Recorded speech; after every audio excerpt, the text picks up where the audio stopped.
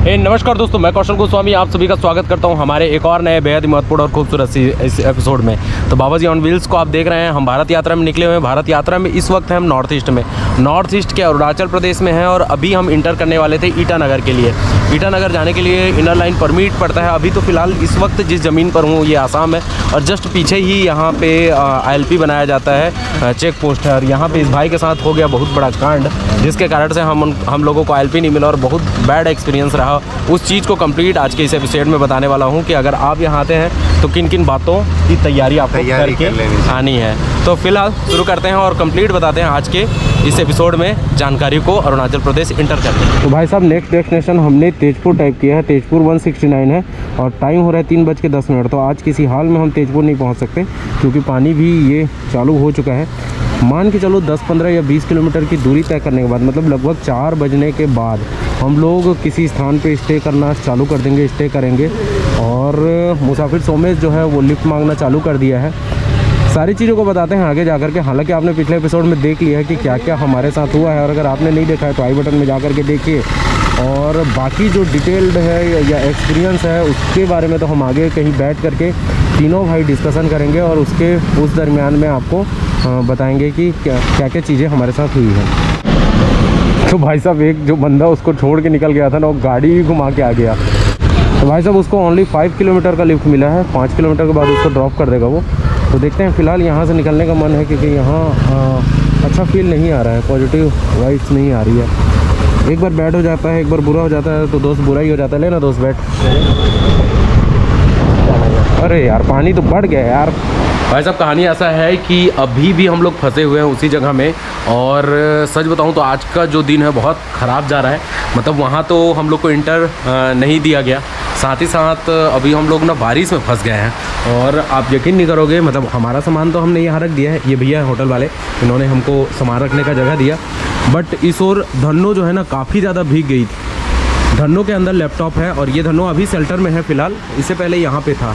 तो अभी हम लोग स्टे का अरेंजमेंट कर रहे हैं, देख रहे हैं कहीं पे। और समझ में नहीं आ रहा है आज का दिन क्या होने वाला है, आज का रात किस तरह से गुजरेगा। तो फिलहाल ये बारिश रुकते ही हम लोग देखेंगे, कहीं ना कहीं कुछ ना कुछ अरेंजमेंट तो करना पड़ेगा। आप बने रहो। स्टोरी अभी कंप्लीट नहीं किया हूँ, मैं आपको पूरा स्टोरी बताऊँगा कि मतलब जो समस्या था वो तो आपने पिछले एपिसोड में देखा ही है, लेकिन जो एक्सपीरियंस शेयर करूँगा और जो टिप्स देने वाला हूँ वो बहुत प्रो लेवल का होने वाला है। और मैं अकेले नहीं दूंगा, मेरे साथ साथ मतलब जो इस समस्या से मेन जूझा है मुसाफिर सोमेश, ये अपने मुँह ज़बानी बताएगा। आप भी क्या चीज़ को वो हम मेरे और ऑडियंस के बीच में बात है, उसको आपको बाद में इन्हीं को बताना है, वो अभी नहीं बताएंगे आपको। और ये भी है इन्वॉल्व। बहुत दर्द हो रहा है मेरे को भाई, दर्द दिल है। तो फिलहाल बस अभी यहाँ के भैया से हमने बात किया है, देखते हैं क्या हो सकता है क्या नहीं हो सकता है। आसपास में अगर वो सुझाव कर देंगे, सजेस्ट कर देंगे तो हम लोग वहाँ जा करके स्टे करेंगे। भाई साहब तो बोलते हैं ना, जहाँ चाह वहाँ राह। मतलब सच बता रहा हूँ आपको, आसाम को लेकर के मैं हर बार वीडियो में बोलते आ रहा हूँ, जो मेरे मन में फीलिंग है, जो सम्मान है वो नेक्स्ट लेवल का है। तो यहाँ पे मुझे कुछ अंकल हैं। अंकल क्या नाम है आपका? शत्रुघ्न तलवार। शत्रुघ्न अंकल है। अब बड़े हैं, नाम तो नहीं लेना चाहिए। और ये उनके दोनों बेटे हैं। क्या नाम भी आपका? राजकुमार। राशि। राजकुमार। और आपका? देवकार। और आपका? अच्छा। तो ये हम लोगों को मिले हैं और इनको जब हमने बताया कि आज हम ऐसे ऐसे समस्या में घिर गए हैं तो उन्होंने हमारे लिए, आप यकीन नहीं करोगे, ये अंकल का घर है, इन सब का घर है। और उन्होंने बोला आप बाहर क्यों सोओगे। हम लोग ये मंदिर को देख रहे थे और यहाँ हम लोग शेल्टर लगाने का सोच रहे थे, लेकिन उन्होंने अपने कमरा को दिया और बोला कि आप वहाँ स्टे कर लीजिए। धन्यवाद uncle ji, thank you so much. धन्यवाद आपको। तो अभी वहाँ जाते हैं, फिर पूरा चीज़ को क्लियर करके आपको बताते हैं। तो भाई साहब आज के खाने में है चावल, आलू, अचार और ये बैंगन है, पताल, अच्छा पटल, और ये सोयाबीन, दाल। क्या बात, घर का खाना, भैया भाभी और बच्चे और हम सब। तो ये है हमारा किस्मत। तो शुरू करते हैं आज के हमारे इस भोजन को। Hello good morning guys. तो सीधा रात से हो गया सुबह, वीडियो अभी तक एंड नहीं हुआ है और अभी तक आपके जो जिस बात के लिए वीडियो बनाया जा रहा है उस पर अभी तक हमने बात नहीं किया है, लेकिन करेंगे ज़रूर और बहुत अच्छे से करने वाले हैं। मतलब आप वीडियो को देख रहे हैं ना तो आपको मज़ा ही आने वाला है। तो फिलहाल रात को हम लोग यहाँ सोए हुए थे, देख सकते हो पूरा पैकिंग वैकिंग का काम चल रहा है। और इधर जिनके यहाँ हम रुके हुए थे वो भैया रात को तो खाना हमको खिलाए ही, साथ ही साथ सुबह सुबह ब्रेकफास्ट के लिए भी ऑफ़र किया है। तो जा रहे हैं भैया के पास। गुड मॉर्निंग भैया। Good morning. तो ये भैया का घर है और यहाँ जाएंगे अपन और यहाँ करेंगे। अभी बच्चे लोग चले गए ना पढ़ने? चले गए। अच्छा अच्छा, अरे वाह। बच्चे सब चले गए इसको। ये क्या नाम है गुड़िया का? ये गुड़िया का नाम बहुत प्यारी है। आपकी बेटी है ना? हाँ हमारा बेटी है। क्या नाम है? ये निहारिका। निहारिका? हाँ। बहुत सोच के बताते हो आप। तो ये इनका बेडरूम है और ये यहाँ किचन है और ये हमारे भाई जो कल मिले थे। गुड मॉर्निंग भाई। क्या चल रहा है? अरे वाह। चलो तो फिर यहाँ बैठते हैं और करते हैं अपन ब्रेकफास्ट। तो भाई साहब फाइनली वक्त आ चुका है विदाई का। हम लोगों ने अपना सारा पैकिंग कर लिया और यहाँ से निकलने वाले हैं। लेकिन निकलने से पहले जिस विषय पर हम वीडियो बना रहे हैं उसके बारे में आपको कम्प्लीटली बता देते हैं। तो आपने पिछले एपिसोड में ऑलरेडी देख रखा है कि हमारे साथ अरुणाचल बॉर्डर में जो ईटानगर जाने वाले रास्ते में हमारे साथ क्या क्या घटना घटा, लेकिन उसमें बैठ करके डिस्कस करना ज़्यादा ज़रूरी था और हम तीनों यहाँ बैठे हुए हैं क्योंकि तीनों उस समय एक साथ थे। तो स्टोरी का स्टार्ट मैं करता हूँ और हालांकि ये टोटल घटना भाई के साथ हुआ, हम तीनों इन्वॉल्व थे उसमें, लेकिन जो मेन ख़राब चीज़ जो घटना घटा वो हुआ मुसाफिर सोमेश के साथ। तो शुरू से सुनाता हूँ। हुआ क्या कि हम लोग जैसे ही उस जगह का नाम क्या है एंट्री गेट के पास? बंदर देवा ऐसा कुछ। बंदर देवा या पत्थर कुछ था क्या? नहीं बंदर देवा। बंदर देवा ऐसा कुछ स्थान है जहाँ पे इंटर करते हैं। तो वहाँ पे अरुणाचल प्रदेश या इस साइड के कुछ कुछ ऐसे राज्य हैं जहाँ पे हमको लेना पड़ता है इनर लाइन परमिट, जिसको ILP बोलते हैं। तो हम लोग जब वहाँ पे गए, इससे पहले आपको बता दूं कि ऑनलाइन भी अप्लाई कर सकते हैं इस चीज़ को, लेकिन मैं सच बता रहा हूँ इस वीडियो के माध्यम से अरुणाचल प्रदेश का जो ILP वाला सिस्टम है ऑनलाइन का एकदम बहुत ज़्यादा ख़राब है। मतलब हमने 1 नहीं 2 नहीं कम से कम 4 बार अप्लाई किया है और अप्लाई के दरमियान में वो रिजेक्ट नहीं हुआ है, रिस्पॉन्स ही नहीं आया है। रिजेक्ट होता चलो समझ में आता कि हमने कुछ गलत फॉर्म भरा है या कुछ गलत इन्फॉर्मेशन भरा है तो रिजेक्ट हो गया है, रिस्पॉन्स ही नहीं आया है। तो ऑनलाइन आप नहीं कर सकते। तो हम लोग सोचे कि ऑफलाइन करेंगे। इससे पहले हम लोग एक बार इंटर ऑफलाइन कर चुके हैं अरुणाचल प्रदेश में एक साइड को। तो जब ये वाले जगह हम पहुँचे तो यहाँ सबसे शुरू जो गेट है, गेट पे रोक दिया गया और वहाँ पे आर्मी CRPF के लोग थे। उन्होंने बोला कि आप परमिट बना लीजिए। तो परमिट हमने पूछा कहाँ बनेगा, तो 4 से 5 शॉप थे।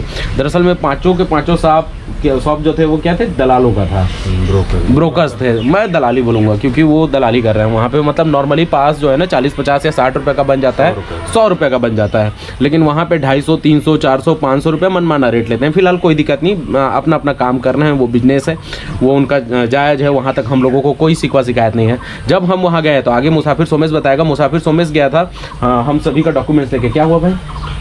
हुआ दरअसल ऐसा कि मैं जैसे ही आधार कार्ड लेके गया तो फिर उन्होंने सबसे पहले बहुत ही रूड तरीके से बोला 1.5 घंटा बाद आना, 1.5 घंटा बाद बनेगा। तो मैंने बोला कि ठीक है, कि कितना पैसा हुआ, मतलब कितना पैसा लगेगा पर पर्सन। तो उन्होंने बोला 250। तो मैंने 100 रुपीज़ देख रखा था उसमें, तो मैंने कहा 250। तो बोलता जा नहीं बनेगा, मतलब एकदम बहुत ही गंदे तरीके से बोला कि जा नहीं बनेगा। तो मैंने बोला ठीक है भैया कोई बात नहीं, बस अच्छे से बात कीजिए, थोड़ा शांत होकर बात कीजिए ऐसे।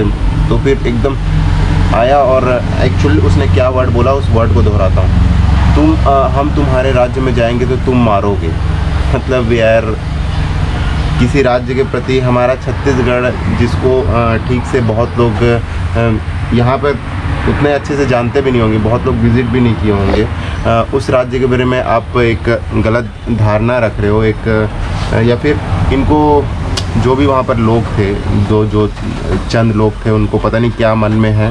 तो उन्होंने फिर हमारे साथ बहुत ही बदतमीज़ी से बात किया। उसके बाद मैंने बोला कि शांति से बात कीजिए, तो मारने पे उतारू आ गए। मतलब आँख के सामने उंगली रख के मारेगा, तेरे को बहुत मारेगा। मैंने बोला कि अगर आप मारना चाहते हैं, अगर आपको इसी में शांति मिली है तो मार लीजिए, कोई बात नहीं। तो फिर उन्होंने मतलब एकदम आँख के पास, अगर कोई मेरे अलावा और पैनिक हो जाता तो शायद वो लोग उसको बहुत बुरी तरीक़े से घायल कर देते। तो मैं किसी भी तरह का पैनिक नहीं हुआ। मैंने बस एक सिंपल साधारण सी बात बनी, पता नहीं उनको क्या लगा उस चीज़ के बारे में। तो उसके बाद ऐसा नहीं कि हम किसी और के पास ट्राई नहीं किया। उन्होंने मारने वाले की धमकी दी, जा नहीं बनेगा बोला। हमने विभिन्न जगहों पे और दुकानों में गए, तो उसके बाद का स्टोरी उनमें इतनी यूनिटी है कि मतलब किसी ने भी बनाने से मना कर उसके बाद की स्टोरी दरअसल में कहानी ऐसा है, मैं बताता हूँ। भाई के साथ जब ये घटना हो रहा था, मैं क्योंकि बाइक के साथ था तो बाइक को छोड़ते नहीं बन रहा था। वहाँ पे सीआरपीएफ और आर्मी और जो पुलिस वाले हैं वो सब के सब लोग थे। मतलब ऐसा नहीं कि वो कोई असुरक्षित स्थान था या अननोन स्थान था, वहाँ पे सारे लोग थे। लेकिन जब किसी के साथ ऐसा होता है ना तो सपोर्ट भी करना चाहिए, तो लोग सपोर्ट नहीं कर रहे थे। हमने सोचा कि किसी और शॉप में जाके बनाएंगे, तो फिर उसके बाद ये दोनों भाई दूसरे शॉप में गए तो वो बंदा ने उस शॉप वाले को फ़ोन कर दिया। वो इनको देखते ही बोल दिया कि नहीं तुम्हारा तो नहीं बनेगा, और जबकि इनके सामने किसी और का बना रहे थे ना लोग, मतलब इनके सामने दूसरे का बन रहा था लेकिन हमारा नहीं बन रहा था। तो हम लोग इस तरह से 3 से 4 शॉप में गए तो कोई हेल्प नहीं किया। फिर हम लोग सीआरपीएफ वाले के पास गए और उनसे रिक्वेस्ट किए, सर ऐसा ऐसा बात है, हम ईटानगर के रास्ते हम तवांग और जीरो जाना चाह रहे हैं, हम एक्सप्लोर करेंगे और अरुणाचल को प्रमोट करना चाहते हैं, उनके कल्चर को, उनके टूरिस्ट प्लेसेस को। तो सीआरपीएफ वाले ने समझा, उन्होंने हम में से एक को जाने का परमिशन दिया कि आप एक अंदर जाइए और अंदर में सर्कल ऑफिस है, सर्कल ऑफिस गवर्नमेंट ऑफिस होता है, वहाँ जा करके आप कम पैसे में बनवा सकते हैं। तो उसके बाद वो बंदा वो देख ही रहे थे, सब लोग खड़े हो गए, हम लोग को टारगेट करके रखे हुए थे। तो ये 2 लोग छूट गए और मैं इन लोगों का डॉक्यूमेंट लेकर के अंदर घुस गया। मेरे को परमिट किए उन लोग, अनुमति दिए। फिर जब मैं जैसे ही सर्कल ऑफिस पहुंचा, सर्कल ऑफिस के अंदर घुसा तो वहाँ पे मुझे ऐसा लगता है कि शायद उस बंदे ने, इनका नेटवर्क बहुत तगड़ा होता है, तो उस बंदे ने उस सर्कल ऑफिस के जो ऑपरेटर है उसको फ़ोन करके बोल दिया था कि इनका मत बनाना। तो वो भाई जैसे ही पहुंचा, मैं ठीक से बोल भी नहीं पाया था, वो बोलता है नहीं बनेगा तुम्हारा। बोला क्यों नहीं बनेगा? तो बोलता है सबसे पहले बोला सीओ मैम नहीं है। तो मैं बोला सीओ मैम नहीं है तो आप ऑथराइज्ड तो कोई ना कोई होगा भाई, अगर वहाँ नहीं है तो उनकी जगह तो कोई ऑथराइज्ड पर्सन होगा। तो उनका कहना था कि नहीं होगा, और मेरे सामने एक बंदे का वो बना रहे हैं, कागज़ भर रहे हैं, सारा चीज़ कर रहे हैं, मैं देख रहा हूँ। मैं बोला कि इनका कैसे बन रहा है? तो नहीं, इन्होंने पहले से अप्लाई किया था ऐसा वैसा, जबकि पहले से अप्लाई करें या अभी अप्लाई करें, फॉर्म तो वही भर रहा था, सारे परमिशन तो वही दे रहा था। जब परमिशन उसको करने का था तो वो कर सकते थे। वो बोले तुम कल आ जाओ। फिर उसके बाद मैं बोला ठीक है कल आ जाएंगे, क्या क्या डॉक्यूमेंट लगेगा या क्या क्या चीज़ें हैं वो जानना चाहा। एक चीज़ आप लोगों को बताना भूल गया, वो क्या बोला पता है? स्पेशली बोला कि अच्छा कोई ईटानगर में आपका लोकल रहता है? बोले नहीं हम टूरिस्ट हैं भाई, हमारा कोई नहीं रहने से क्या मतलब, हम घूमने आए। तो नहीं, लोकल का जब तक आप नाम नहीं बताओगे, नंबर नहीं दोगे, कोई गार्जियन नहीं रहेगा, तुमको नहीं परमिशन करेंगे। बोले ये नया लोचा कैसे है भाई? टूरिस्ट मतलब आप समझिए, अगर आप टूरिस्ट हैं किसी जगह जा रहे हैं तो हर जगह पूरा देश में आपके लोकल तो नहीं रहेंगे ना यार। हम अपने देश को घूमने के लिए अगर हमको इतना चकल्लस करना पड़ रहा है, इतना दिक्कतों का सामना करना पड़ रहा है तो बहुत तकलीफ होता है दोस्त। मतलब आप जम्मू कश्मीर और लद्दाख में जो धारा 370 और क्या 35 है क्या? नहीं 370 था, 370 एक और कुछ था, तो ये सबको हटाए हैं तो जा कर के आज वहाँ का माहौल और स्थिति कुछ बदला है। मुझे नहीं पता मैं सही हूँ या गलत हूँ आपके नज़रों में, लेकिन मैं सच बता रहा हूँ, जिन चीज़ों को हम तीनों ने फेस किया है वो हम नहीं चाहते कि कोई और फेस करे, इसलिए हम लोग सजेस्ट कर रहे हैं। क्या सजेस्ट कर रहे हैं भाई? कि सबसे पहले तो ऑनलाइन एप्लीकेशन कीजिए और मतलब शेयर कीजिए पहले वीडियो को, ताकि ऑनलाइन जो एप्लीकेशन हम डाल रहे हैं वो उसका जी इस वीडियो को आप अगर ऑनलाइन एप्लीकेशन बनना स्टार्ट हो जाएगा ना तो इन लोगों का जो धांधली खत्म हो जाएगा। धांधली खत्म हो जाएगा। तो पहला भाई यही है कि शेयर करो और ऑनलाइन एप्लीकेशन हो सके तो किसी ऑफिशियल के पास पहुँचे तो दुरुस्त हो और जल्दी से जल्दी बने। और दूसरा, अगर आते हैं तो बहस मत करो यार। बहस क्या मतलब, इन लोगों के मुंह मत लगो। अगर कहीं आप बनवा सकते हो सीओ ऑफिस में तो डायरेक्ट सीओ ऑफिस में जाओ, इन दलालों के चक्कर में मत पड़ो और वहीं पर जाके बनवाओ डायरेक्ट। पूरा सिस्टम ख़राब है दोस्त। तो बस यही आप लोगों से रिक्वेस्ट है कि इस वीडियो को ज़्यादा से ज़्यादा शेयर कीजिए ताकि ज़्यादा से ज़्यादा लोग जान सकें। अगर वो आते हैं, हम अरुणाचल प्रदेश की बुराई नहीं कर रहे हैं, हम किसी प्लेस की बुराई नहीं कर रहे हैं, ना हम किसी लोगों की बुराई नहीं कर रहे हैं, लेकिन कुछ जो लोग होते हैं, कुछ जो लोग वो पूरा का पूरा माहौल ख़राब कर देते हैं। मतलब हम जैसे लोग, अब हम अरुणाचल इंटर नहीं कर रहे हैं, अब हम ईटानगर या तवांग नहीं जा रहे हैं, तो कहीं ना कहीं हमारे जो ये यात्रा था उसमें एक रुकावट आया है और कहीं ना कहीं हम लोग दिल से ठेस पहुँचा है, दुख लगा है। तो आप हमें सपोर्ट कीजिए, शेयर कीजिए इस वीडियो को ताकि ये ऑथराइज्ड पर्सन के पास जा सके और वो देखें, समझें, जानें और हो सके तो इसमें कुछ सुधार हो। तो चलिए आज के एपिसोड को हम यहीं तक रखते हैं। सारा डिटेल हमने बता दिया। आप इस ओर आते हैं तो इन सावधानियों को ज़रूर बरतें। धन्यवाद। जय हिंद, जय भारत।